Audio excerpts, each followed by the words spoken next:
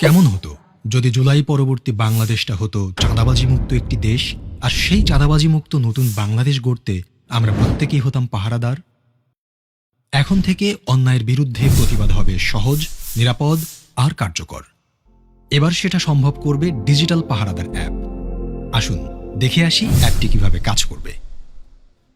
Play store বা app store থেকে digital পাহারাদার অ্যাপটি ডাউনলোড করুন। আপনার ফোন নাম্বার দিয়ে রেজিস্ট্রেশন করুন।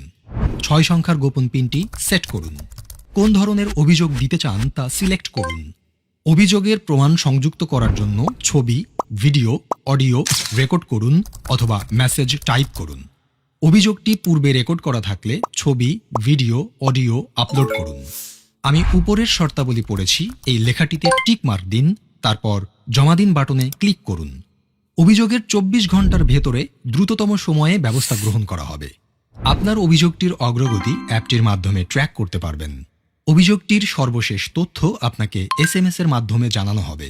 চাঁদাবাজি এর পাশাপাশি দুর্নীতি, ঘুষ, মাদক, সন্ত্রাস, বুলিং বা ইফটিজিং ও অপহরণ সংক্রান্ত অভিযোগ দিতেও অ্যাপটি ব্যবহার করতে পারবেন।